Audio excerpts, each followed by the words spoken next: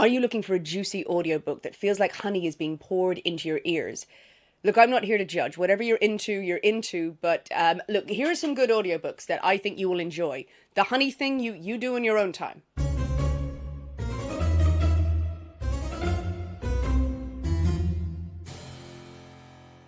Hello, welcome or welcome back to my channel. If you're new here, I'm Sinead. This is my spooky corner of YouTube, where I talk about the spooky books that I've read, the spooky films that I've watched, the spooky things that I get up to, and the general shenanigans that I think might entertain you. And today I am bringing you a selection of audiobooks that I think will tickle your earbuds. What? If you want to get regular book recommendations, updates, and information about great horror films that are coming out and spooky things that are happening near where my body is, then please consider subscribing to this channel. Like this video, leave a comment. I would love to have you with me regularly. Before we get to the book recommendations, there must be some housekeeping, and we must clear up the fact that audiobooks count as books. This list will contain titles you may have heard of and some new ones to you, perhaps. I've got a couple of thrillers in there, I've got some spooky books, some seriously scary books, and a couple of different ones that are outside of my genre but I so enjoy in audio format. This list is based on my preferences, books that I particularly enjoyed. You may have a different opinion on them. If you love something I hated and you hate something I love, you are right, no one is wrong. I loves me an audiobook. At any one time, I will be reading a physical book and I will be listening to a different audiobook. I do have a lot of books to go through, but I'm not trying to cram as many books in as possible just for the sake of saying, hey, I've read X number of books. I have an Audible subscription at the moment, so that's where I listen to most of my audiobooks. You can get audiobooks from your local library, so do shop around, look around and see what you can find. In the UK, BBC Sounds often has abridged audiobooks that have been read out as part of Book of Bedtime or another series on the radio. It's a good resource to go to for free audiobooks. It won't be the full unabridged, but you can still listen to some really, really good stories on there. Let's get this out of the way for anyone who is poised over their keyboard to type a comment. Audiobooks count as reading. Audiobooks are a wonderful way of consuming books. I know that there is still a debate out there amongst people going, technically, you're not reading a book by listening to it.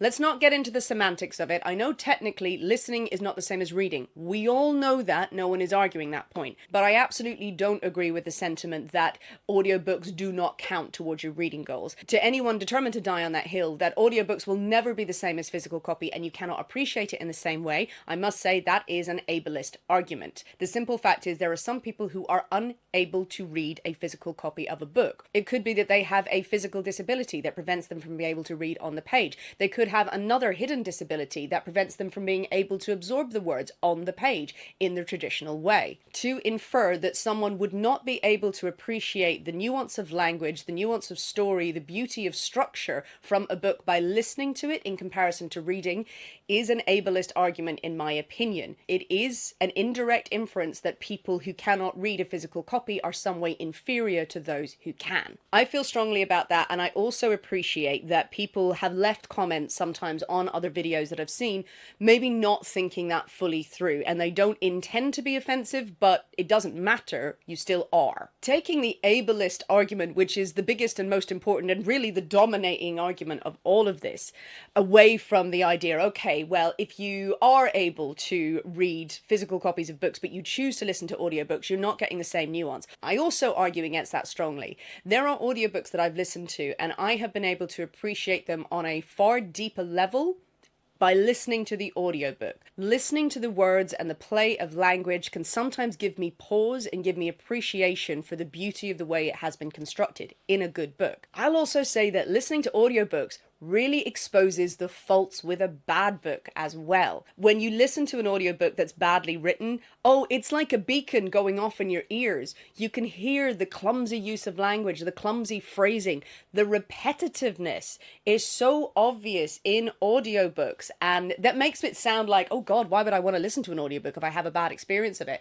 But I think it helps with your critical thinking. There have been books that I have been able to get a much better appreciation for, but also have exposed their faults because I've listened to the audiobook and have just gone, I'm sorry, this book is repetitive, it's got really poor choice of language, it's clunky, there's no hiding it because you're listening to it being read out and you're just right there in the moment. Listening to your favorite books on audio while reading them can give you a whole different perspective on the use of language, on the plot points.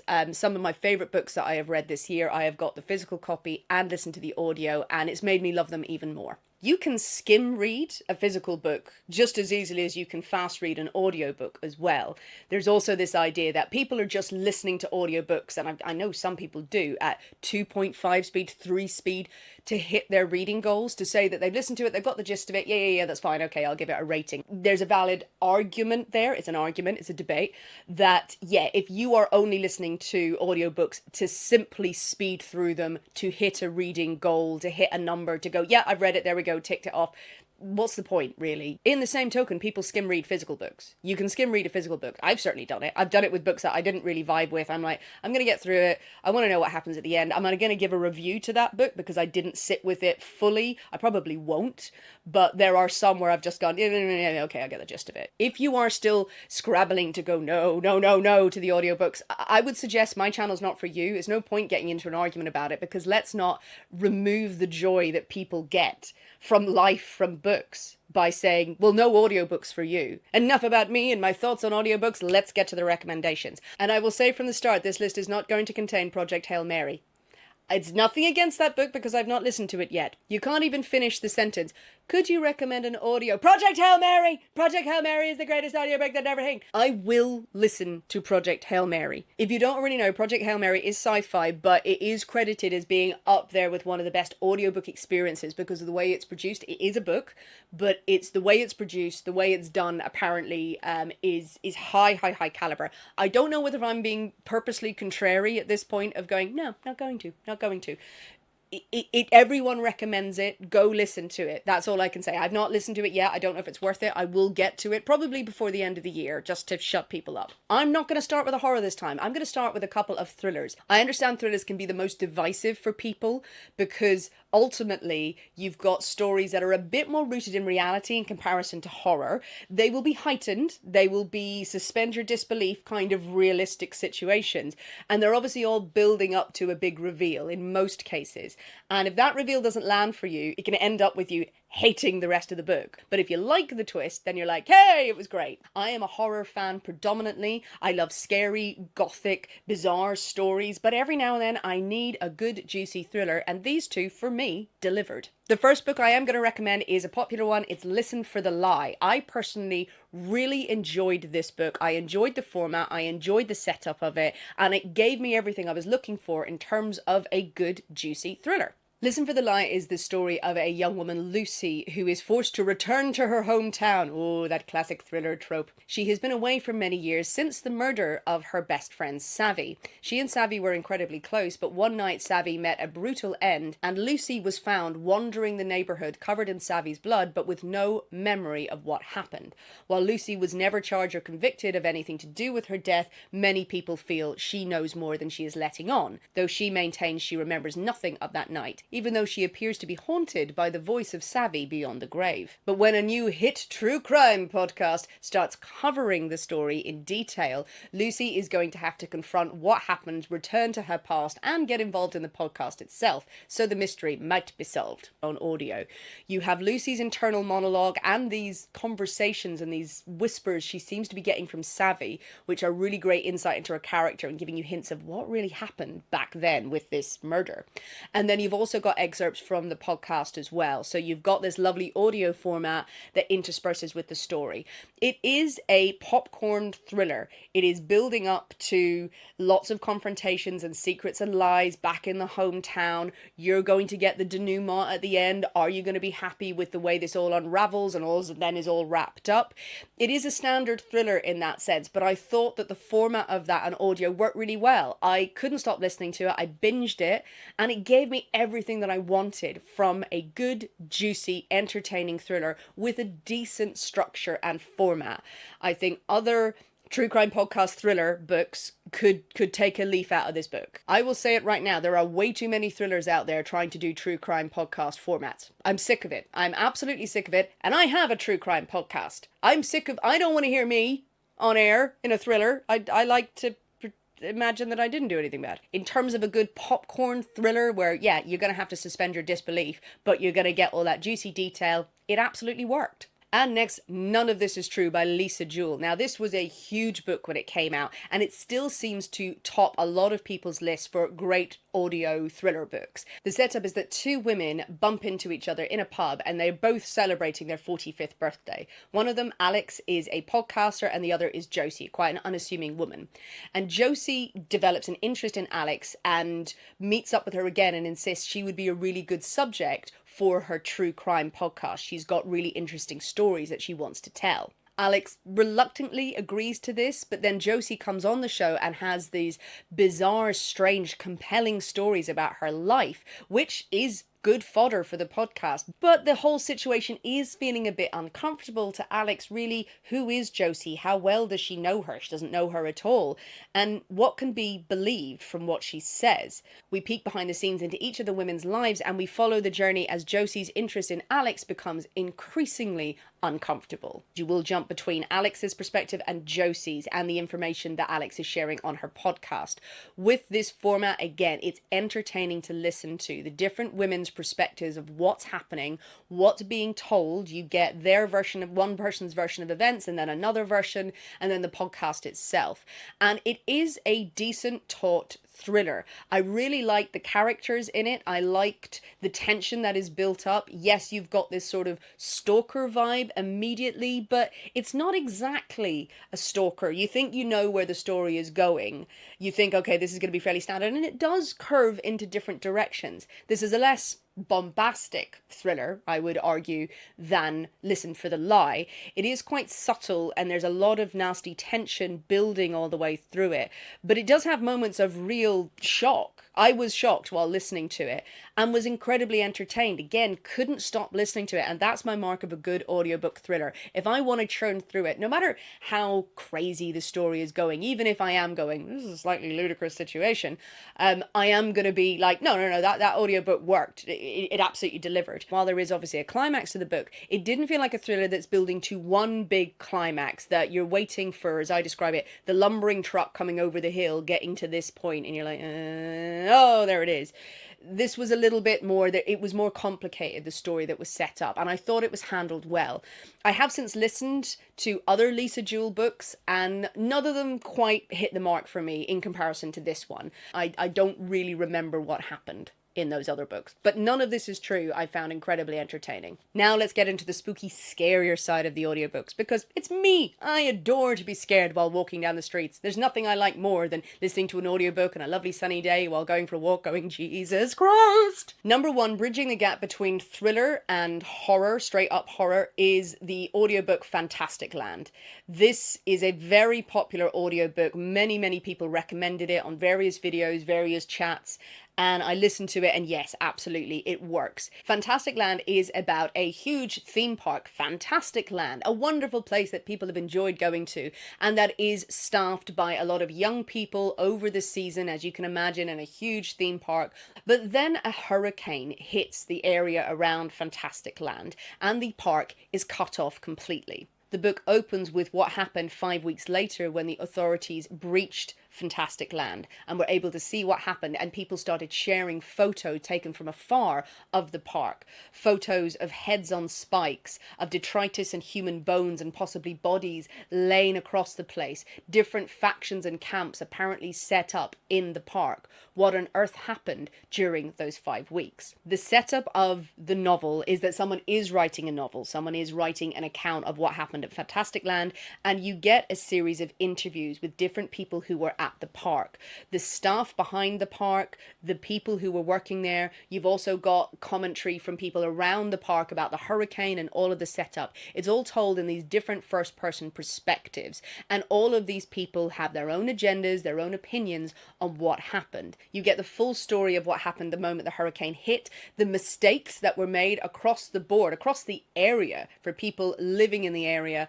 The authorities did not act all of this commentary on, you know, who's left behind when there is a national disaster, and then what ended up happening inside the park. And as I said, it's all different perspectives and different bias points of views about how you suddenly have a group, a huge number of young people, only a few, a handful of adults. What happens when you try and have law and order and you try and ration the supplies that are in there? You're thinking Lord of the Flies, but put it in a theme park in the modern day when things are cut off. And when is the mayhem going to start? I really love epistolary novels where you've got letter writing, but then that can also take the form of interviews, of transcripts. I really like that in books, and I think this works particularly well in an audiobook format, and FantasticLand was such a pleasure to listen to. And there's a lot of really good detail in there as well. As I said, it doesn't just jump straight into the horror of what happened at the park. You know, you've got a slow build up of, oh my God, what went on? Why are their heads on spikes? You've got this context of what was messed up around the park beforehand, which was quite juicy and interesting to listen to. Who was to blame, who was saying that they weren't to blame, and the bias that you have there, and really the sort of twisting perspective as you go through. What's real and what's not? What are people saying now that everything is over to cover their backs, to cover their tracks, to keep a level of fame and notoriety? Or to absolve themselves of the horrors of really what did happen in there. Who can you believe? And all of these stories for something that sounds so unbelievable. I think it's a great riff and a great take on Lord of the Flies, and updating it in this modern setting. There are upsetting scenes in this. There are trigger warnings that you should check. I don't feel that any of it was particularly gratuitous, even though some of the descriptions are intentionally over the top because you think it's someone potentially blowing something out of proportion or hiding information. That sort of juicy element of who do you believe and who don't you believe, combined with what would happen in a theme park in these different areas and these different lands and different tribes and factions emerging, makes it a really, really great audiobook and a really great book to read. The physical copy is really good as well. FantasticLand, if you've heard hype about it, I love this as an audiobook and so enjoyed feeling unsettled and annoyed and entertained, all at the same time, as any theme park should do. From creepy theme park to genuine creepy, scary horror. The next book, I'm recording this in the height of summer, but it is time to talk about The Winter People. The Winter People by Jennifer McMahon, I think it is, unless it's Mahone. Excuse my pronunciation there. The Winter People is a horror book that I read last year. Many people recommended this author's works. It's the only book of that author I've read today, and I keep meaning to read more by them because this was an exquisite, chilling, dark horror with great historical fiction in there as well. It is set in West Hall, Vermont, a place that is said to be full of legends and mysteries. The place where, in 1908, a woman was found murdered just after the strange disappearance and death of her child. In the present day, you have a 19-year-old Ruthie who is living with her mother in the cottage that the dead woman of 1908 once lived in. Ruthie has quite a strange existence with her mother. Her mother insists that they need to live off-grid. She's sort of very sheltered, but she's wanting to get out in the world and find out a little bit more about what the wider world has in store for her. But then she finds a diary hidden in the house, a diary written by the previous occupant that is giving an indication of what really happened back in 1908 and what may be wrong with the land around them. One thing to say about this book is it is more of a slow burn, but the tension is very well held through it. It's a good piece of historical fiction, I think, particularly the segments in 1908. You have this strange setup with Ruthie, who is trying to find out what has happened in the past and what might be happening in her household in the modern day. And it is a really nice scene setting when we get the historical bits, the harshness of living on the land in Vermont during the winter. This is a very good book to read in winter or if you're getting into spooky season because it feels cold, it feels icy, it feels hard, it feels difficult. It reminded me in some ways of the film The Witch, and you've got hints of witchcraft in this book. So that kind of vibe of just how hard it is to live back then in this rural setting really comes through in the book. But at the heart, you've got very creepy stories. You've got a very creepy sense of something haunting the land. There were scenes in 1908 with the disappearances and little bits of horror that emerged that did make me stop in the street while listening going, what? Whoa, whoa. This is a book that leaves you breadcrumbs of horror and terrifying scenes without jump scares, but just this hint of creeping dread, while also giving you an interesting mystery in the modern day. I personally really like the historical side of it, and I think the modern day story was fine. You'll have different theories about what might be happening there, and I was surprised at points. I was like, oh, it's not going in the direction I thought it was. It does build up to quite a dramatic ending, but overall, The Winter People, it was such a good audiobook because it felt immersive in this world. As I said, the modern day story with Ruthie, it's a nice characterization there, but that world back then of winter, of harshness, of darkness, of terrible things that can happen in these rural communities, I really, really enjoyed. I thought this was an absolutely solid, creepy horror book that genuinely scared me at points, perfect for winter. Next, one of my favourite books of this year, which will probably be one of my favourite horror books of all time, it is Bat Eater, and Other Names for Cora Zheng. This is a book that I have spoken about on this channel in my halfway through roundup of 2025, in the wrap-ups that I've done about when I actually read that book. This, I thought, was a sensational, entertaining, truly original horror that I just loved from start to finish. I listened to the audiobook, and the audiobook gave me such richness for the story, and I also have a special edition of the book that I ordered after listening to it, saying it must be in my hands, I must have it, because it was such a good story. Bat Eater is predominantly the story of Cora Zheng, a Chinese-American woman who is living in New York, and she was living with her sister. Cora has sort of been rejected by her family, not because she's done anything wrong, but she's a little odd. We would learn through the book that she's displaying signs of OCD, but in comparison, her half-sister is beautiful and entertaining and beloved by all. The pair are living in New York at the time of the pandemic hitting, and as the book opens, the two are waiting in a subway station for a train, and Cora's sister is informing her that she's thinking of moving back to China. She's going to move there and Cora can be on her own. And as she delivers this devastating news, a man in a mask appears out of nowhere and pushes Cora's sister in front of a train, saying the words, Bat Eater. That is the opening of the book, the devastating, shocking death of Cora's sister by someone who muttered a racial slur at her at the time of the pandemic. Flash forward several months later, Cora is still trying to come to terms with her sister's death, but is now working as a crime scene cleaner, hired by a private firm to go into crime scenes after the police have finished with them, and she and her colleagues clean up the mess of people who have been murdered. And Cora starts to notice similarities between a couple of the crime scenes that may be pointing towards a serial killer. This is all taking place with the backdrop of the global pandemic and the horrific prejudice that Chinese people were facing around the world, because many people believed wholeheartedly that Chinese people were responsible for the outbreak because someone ate a bat once, allegedly. It's also the time of the Hungry Ghost Festival, a time of year where in Chinese culture the ghosts of the dead can return to the earth, and the living need to observe certain rituals to pay homage to them,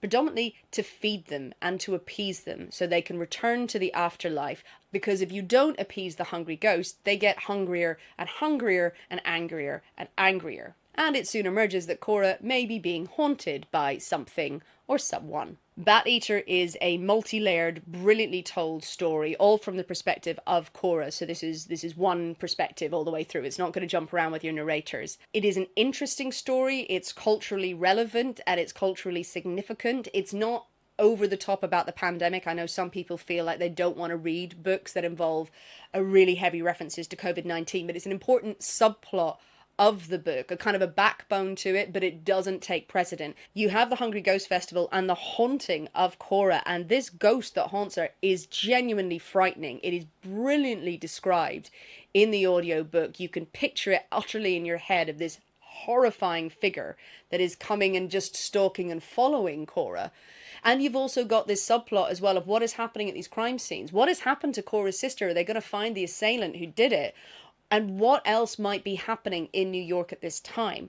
It's also a great story about friendship with Cora's colleagues who support her and want to talk to her and want to sort of make friends with her. She's been a very lonely person. So it is about that found family and that friendship there emerging, and this wonderful backdrop of the Hungry Ghost Festival, of the rituals that need to be observed in order to appease ghosts. The audiobook of this is brilliant. You have a great Chinese American narrator, so you can hear the names, you can hear the places, you can hear the different voices that actually some characters affect during it for effect on other people. It's very funny, very funny.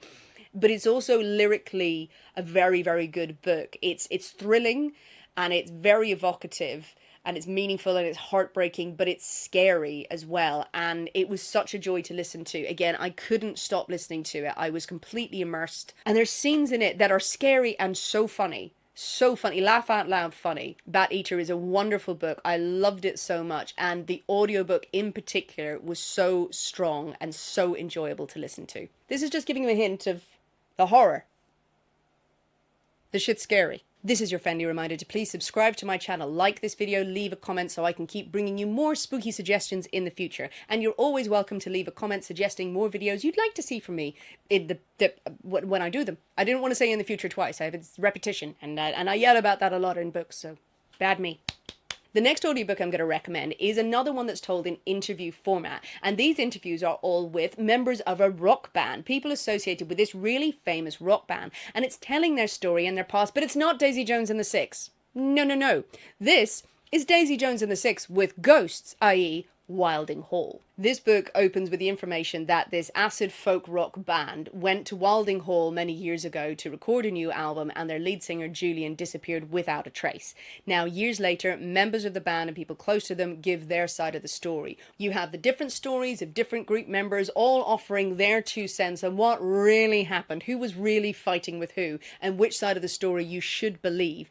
And this makes up for a really, really entertaining ghost story book that gives you great pop culture references, that gives you all the enjoyment of that multiple narrative. If you like that, if you like multiple perspectives, particularly the interview format where you've got someone's very short, sharp, clipped versions of events. And also a great ghost story. This is supernatural, it is uncanny, it is weird. Wylding Hall, I think, is slept on, given the furore that was around Daisy Jones and the Six. And it's not the same story. I mean, most people enjoyed Daisy Jones and the Six as a kind of a romance and a drama, and I didn't love the book personally. Anyone who is a fan of folk rock, of acid folk, of that sort of music scene from the 70s into the 80s will love this book, because it does channel those vibes. And on a superficial level, certainly, it's not going deep into the lore of the music industry, but it channels that kind of feeling of, you know, Rumours era Fleetwood Mac. You've got that, but throw some ghosts in there. Throw something supernatural, so throw something eerie and make it a mystery. And for me, it absolutely worked. It's such an indulgently delicious listen for me. Is it the greatest book in the world? No, it's very entertaining though for what it is.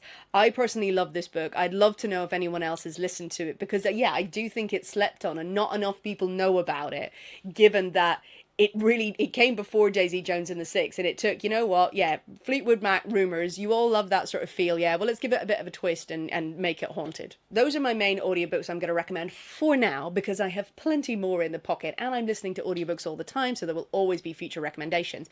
But I'm going to add in 2 more recommendations here that are not, one of them is not my usual genre, and another one is a tiny bit of a curveball, but I think it's worth mentioning to you guys. Another book that I love on audio, and I recommend to everyone, is Mythos, read by Stephen Fry. These are the Greek myths retold. This is Stephen Fry taking the great stories, the great legends, and retelling them in his own voice. Mythos is just one of those audiobooks that you could put on again and again in the background. You could go to sleep to it, you could enjoy it, you know, on a long walk. It's so lyrical and entertaining and magical, with these myths and these legends retold with such passion, with such a talent for storytelling, that you genuinely feel like, I certainly felt like while listening to it, that I was listening to history, that I was listening, oh, these are true stories. they're not, they're myths and legends, but I felt I was getting such a definitive account of what happened, and brilliantly told with such detail that you can picture it. You can picture exactly what happened from Zeus through to Prometheus and the various trials that would go on in his second book, in Heroes as well. It's a wonderful book just to get lost into. Whether you like the Greek myths, whether you know any of them at all, or you're completely brand new to them, it is a wonderful book of storytelling and excitement. If you're feeling stressed out, Stephen Fry's voice is always going to bring you down. And the final quick recommendation from me is not technically an audiobook, but I'm going to fight for it to be in here. It's Roanoke Falls. This is a dramatized podcast, technically, but it's written by Laura Purcell. Laura Purcell, who wrote The Silent Companions, one of my favourite Gothic books, who wrote The Shape of the Darkness, who wrote The Corset, which is outstanding, who wrote all of the books, and has House of Splinters coming out. But she teamed up with a podcast company, and she wrote this series, Roanoke Falls. Now, Roanoke, some of you may be going, Roanoke, the mystery of the Roanoke colony. This is set in the 1500s. It's set in the second Roanoke settlement, and it's this fictionalized tale of this settlement where a series of ritualistic murders start taking place. You've got elements of witchcraft in here, you've got occultism, you've got the drama of the colony, a lot of the great tropes that Laura Purcell wields and handles so well in her Gothic fiction appear in Roanoke Falls. She wrote this podcast for Realm, and it was produced by John Carpenter, the legendary horror director John Carpenter. Roanoke Falls, again, I think is so slept on. Not enough people are talking about it. Whether you know the true story of the Roanoke colony, or whether you just want another hit of fiction from the great Laura Purcell, please go and find Roanoke Falls. The series feels like an audiobook. It is so well crafted, very well acted, a great original story told by one of the great horror writers of our time. I'll end with an honourable mention. Dungeon Crawler Carl is another book that everyone goes, great audiobook, really great audiobook. Not listened to it yet. Have heard good things, funny bits of horror, bits of fantasy in there. Has anyone listened to it? Has anyone read it? Would anyone recommend it? I mean, everyone seems to recommend it, so it's kind of pointless. I should listen to it at some point. But I'm just mentioning it here in case everyone goes to the comments. But there you are. That's my collection of audiobooks I would recommend right now. I have listened to so many audiobooks. There's even a second list sitting in front of me over here where I have the list. There's another list of audiobooks I could have included today, but I thought, no, hold back. There is room for a second video. There will be room for more videos in the future because I'm listening to audiobooks all the time and I can't wait to bring you more recommendations. However, please put in the comments of audiobooks you would say 100% these so work. This book works as an audiobook. I loved the experience of it. If you've got a recommendation, drop it in the comments. Let me know. Remember to like this video, share it, hit the bell so you can be reminded of my upcoming videos, and share this video if you can with a friend or to an enemy if you want to do that to them. What? Oh, stay spooky. Bye-bye.